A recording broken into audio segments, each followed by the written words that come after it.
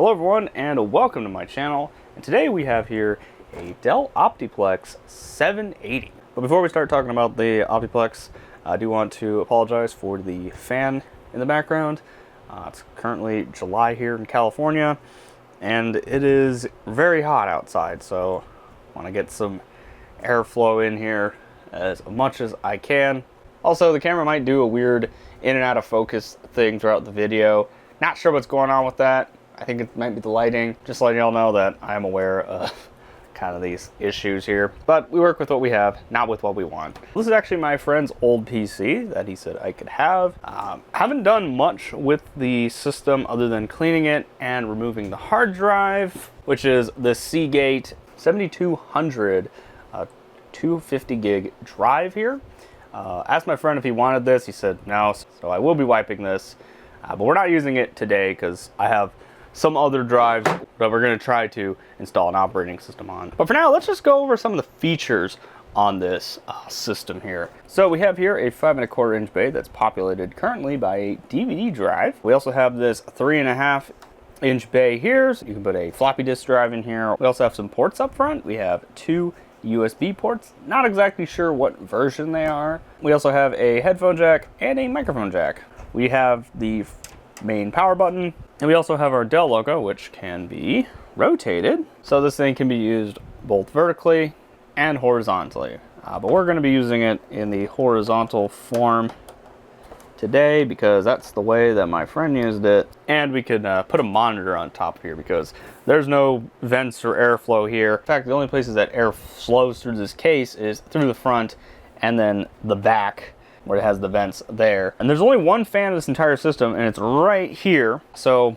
I don't know how temperatures are going to be on here. Probably not too bad, but we will see when we install our OSs and try to run some games on here, because that's what we're going to try to do on this, is run some games. Moving on to the back, we have some more ports. We have 2 audio ports here, an input and an output. We have 6 USB. We have an Ethernet jack, VGA out, eSATA, display port, parallel port, and a serial port. And our graphics card here, which I'm actually not sure what this is called, what specific video display out that is. I thought it was DVI initially. It could be a variant of DVI. So that should just do it for the port selection. So let's open this thing. There's a little latch here that you can open and pull the lid off. And here we have the guts of our system here. We have our DVD drive here, power supply. Our CPU is underneath this shroud here.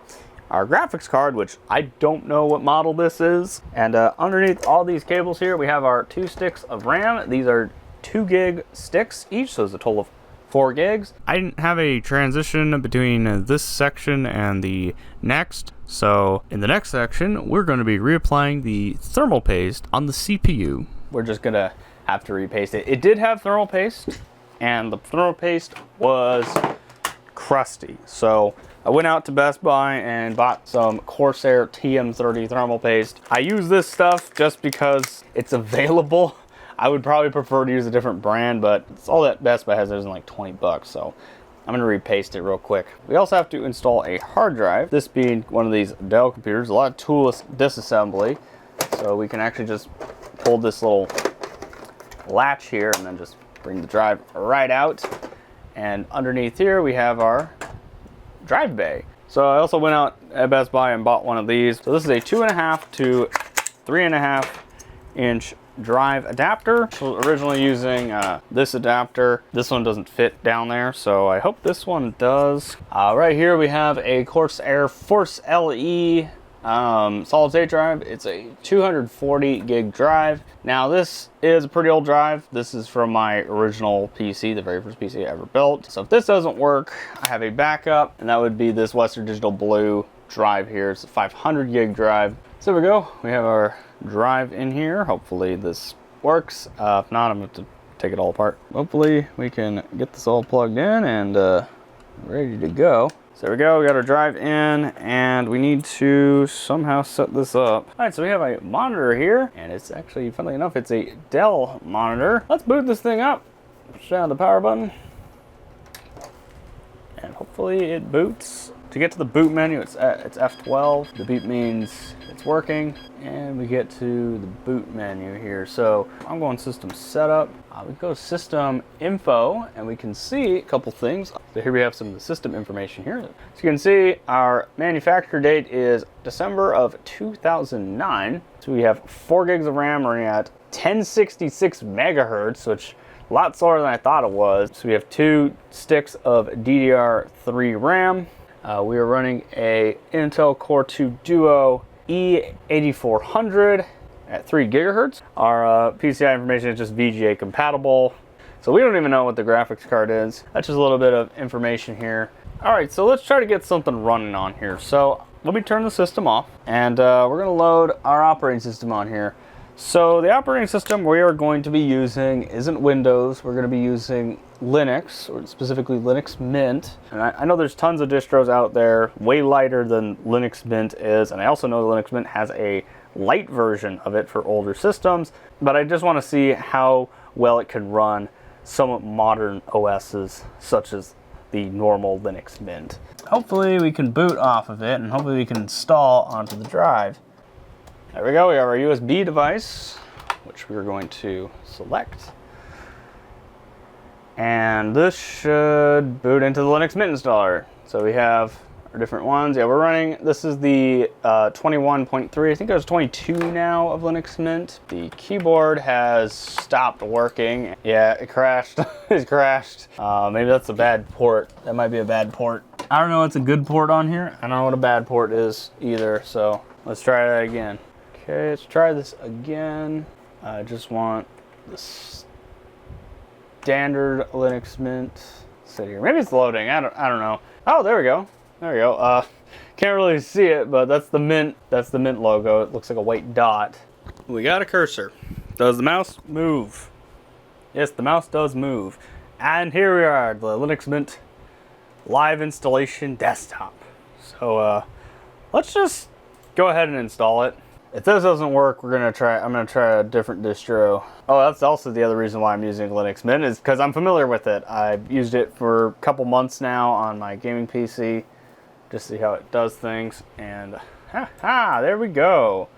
So while we wait for this thing to install, this thing doesn't have Wi-Fi, so I do have this old TP-Link Wi-Fi adapter for the old school PCI slot.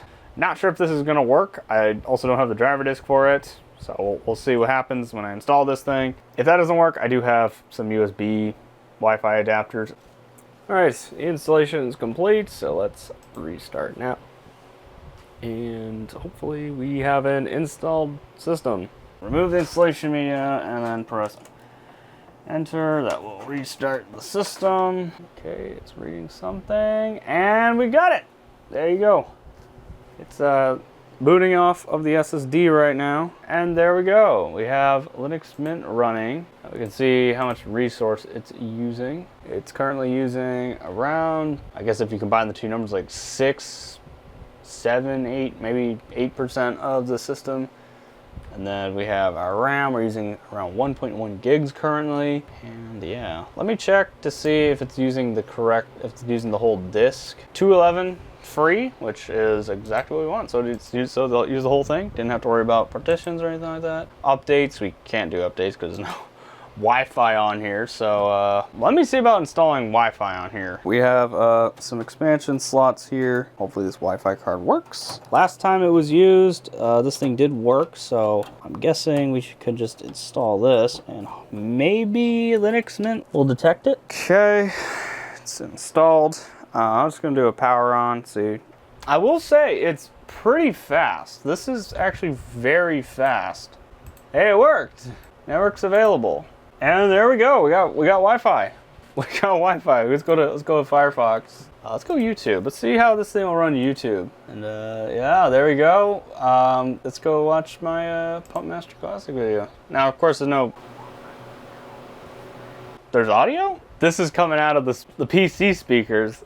I'm very surprised. Very surprised. Let's see if we can get NeoFetch running on here. So we got NeoFetch, and we can see that we are running a Radeon HD 3450, and we'll see that this is a 1/4 gig card. So yeah, that's not, it's not great, but it's better than nothing. When did this thing come out? 2007, so this is a pretty old card, but I'm just happy it works. I'm just surprised that it's actually running Linux Mint just fine, or relatively fine for that matter. So now that we have internet, I'm gonna get Steam installed on here with a couple of games, see what this thing can actually run. All right, so I've gone ahead and picked out some games that I think are kind of era appropriate, games that probably could have ran on this kind of hardware. We have some ones from the year this thing kind of released, from 2007 to 2009, as well as some games from before that. We're just going to be running these, seeing how they run, just see how it goes. So we're going to start off with our oldest title here, which is Doom. So this game gives you 2 options here, or technically 3, but that's the same as this one. One of them is kind of the updated, modernized version of it, and then the other one's the original DOS version. We're going to start off with the updated one, see if that will run. If we have problems, we'll just go down to the DOS one and see what happens. Our mouse cursor seems to be okay. Our mouse cursor did change to a different mouse cursor. Oh gosh. We do have an FPS counter up in the corner, and looking at it, we're at 3 FPS. Oh dang. This is pretty laggy. Does it run Doom, as the classic question is? It does not appear to run it. Okay, well, it's starting to be really laggy. We're hitting 5 FPS, it seems. Let's just try to play the game. Yeah, this is not great. We're gonna have to probably choose the DOS version, see if it can run the DOS version of it. This is not great. This is not an optimal experience. So we're gonna go check the DOS one. All right, so we're gonna load the DOS version right now. Hopefully it runs better. Actually, hopefully it launches, because I don't know if it has to run an emulator. Yeah, it has to run DOSBox. Oh gosh, I've had problems with this before. Oh, we got something going on. Okay, we got something. We're hitting 31 FPS. I think we might be able to run this. Yeah, we're hitting 32 FPS. Yeah. Yeah, Doom runs on here. Let's go up here. Yeah, so we're doing pretty good, I would say. I think we'll just end it there. So Doom runs fine. So let's play Half-Life. 1998, the year I was born. We're gonna play this. Should be just fine. This is the anniversary update. It's a little more modernized. We are currently hitting 60 in the menu. So we're gonna go new. We're just gonna do the training room. And we're hitting around 59, 60 FPS. Yeah, 60 FPS seems to be fine. We're just gonna run through the room here. But yeah, we're hitting around 60 FPS pretty consistently, I will say. That's pretty good. Yeah, I think this is running pretty well. So Half-Life runs fine. Half-Life runs perfectly fine. Next we have Jedi Academy, and the only reason I'm doing this is because my friend left this disc in the computer, and I have to give it back, of course, but I just found that funny, so I'm gonna play Jedi Academy. I own this one on Steam, so hopefully it will load. This one's from, what year was this from? 2003, so we'll see how this one runs. Okay, so I mean, I've always had problems running Jedi Academy on other systems. We're currently at 70 FPS, with the cursor kind of acting weird. Jedi Academy, hey, you live there, pal? Something's going on, but my mouse cursor is the menu right now. I don't know what's going on here. Like I said, I've always had problems running Jedi Academy, even on Windows, like what it's supposed to be running. Maybe it's a Proton thing. I'll look into seeing if I can get this thing running on a different system. I guess no Jedi Academy, at least for now. Next we have Half-Life 2, 2004. So Half-Life's a little more modern. We're hitting 24 FPS, but this menu shouldn't take this long to load, so... Oh my gosh. Options. Crank the video down to as low as possible. Okay, 720p, we're hitting 64, 67. Okay, let's go play, let's play the intro. Oh, well, we gotta go through the intro. Dang it, I forgot. Half-Life intros are so freaking long. Rise and shine, Mr. Freeman. Oh, we're getting... Oh, G-Man's face is kind of clipping, but I'm pretty sure it's just from the low graphic settings. Wake up and smell the ashes, right, bro? Okay, so we're in... Now what we're playing, we're hitting 23 FPS. 30, 40... Yeah, it's gonna be fluctuating. I mean, I would say this is fairly playable. Of course, we haven't gotten to any places where there are explosions or lots of particles. Oh, you can't read the sign. Oh, let's see how Barney's graphics are. Oh, even on low settings, the graphics still look fine. But yeah, that's enough Half-Life 2. Let's move on to our next game. Our next game is Star Wars Battlefront 2. We're gonna try another Star Wars game. 2005, not the recent version of it, the new one. I don't think this is gonna run. Okay, so that doesn't load. So we're gonna go on to a year this graphics card came out. We're gonna be doing 2007, Elder Scrolls 4 Oblivion. Pretty cool game. Gonna go play it and see what happens. Okay, so it's setting it. What is it setting it to? Medium, unrecognized. That is not good. When it's unrecognized, you should not be setting it to medium. Oh my goodness. We have a weird looking adapter here. We're going to do very low. VSync on full screen. Hit play. We're going 640, I think. Okay, we're getting the Bethesda logo now. Very slowly. 6, 7 FPS. Are you okay, Oblivion? Oh gosh. Why do you need 2 Bethesda logos? Wow. We can skip this part, I know. Oh. It's loading the menu, and I think we crashed. Oh, no.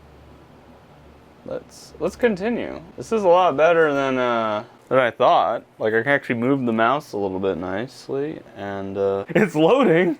That's a good sign. Oh, we're loading into game. We actually made it to the game. I'm actually quite excited. We're hitting 1 FPS. Let's try to move.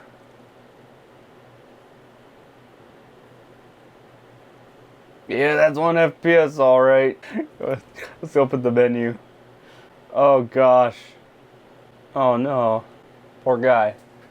In the menu, we're hitting 6, so that's good. Good is being very, very optimistic. Maybe I should have tried to run Morrowind. Okay, well, I think we're not gonna try it. We'll try it maybe a different day. We continue into I don't think it will work territory with the original Portal, which also came out in 2007. Now, this thing runs off of the Source engine, which is the same engine that Half-Life 2 runs on. And Source games typically are known to run on pretty much anything. So I kind of have high hopes for Portal, but we'll see. Okay, so we're getting... Oh, we got the intro. We can skip that. We're at 21 FPS. We got our mouse cursor moving. We're now down to 1. Portal, you okay? Oh, okay, so Portal seems to be running all right. We're around 25 FPS. Can we pick up the clipboard? Yes, we can. We can't even see what's on the clipboard anymore. I'm impressed. 20 FPS approximately. I think we're sticking more towards 19, but I think this is playable. Maybe we start getting to the more complex puzzles that require a lot of timing. Maybe not. Oh, that really drops the frames. The Portal part drops the frames a lot. Yeah, those the portals are not exactly helping the situation. Grab the cube, back up, out of the room. No! Okay, well, I think we're good with Portal. So next, we have a game that I have no confidence in running, and that is Call of Duty 4 Modern Warfare. So this is a game that came out in 2007 as well, and it's telling me a product key. We are going to be blurring that. Probably important somewhere. I disagree. I don't want Punk Buster to install, because that's just going to be more bloat for me to worry about. And I'm not going online, guys. Want to run in safe mode? No. I don't want to run it in safe mode. What do you think I am? A coward? Afraid of a crash? This thing's probably gonna crash though. What are we looking at? We're looking at 6 to 7 FPS. The Infinity Ward logo is, oh, it's chugging along. Can we skip these? Oh, we can. Okay, skip Activision. Okay, we got ourselves in the menu. Let's go, new game. Oh no, this is gonna be, like, I'm actually surprised it's actually running. I don't know how long it's gonna take to load though. It hasn't even loaded the first graphic of the map, like introducing you to the thing. Just a little bit more, and we're gonna hopefully play some Modern Warfare. Yeah, I don't think we're making it. Let's just quit out of that. Disappointing. We got so close, but I don't think it was loading. Let's try Fallout 3. I absolutely have no hope for this one, because this one runs, I think, on the same engine as Oblivion. This game came out in 2009, so it's the oldest one we have. Okay, let's just continue one of my saves. Thank goodness for the ability to use the arrow keys, because that mouse is not doing so well. Oh, it did something.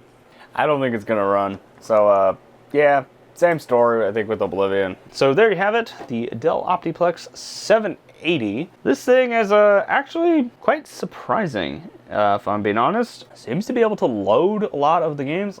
Nothing really didn't really load. I got to the menus on most of the games on here. Maybe not able to get in-game, but still very impressive that the hardware in here is still valid to be able to load any of those games, which is quite nice.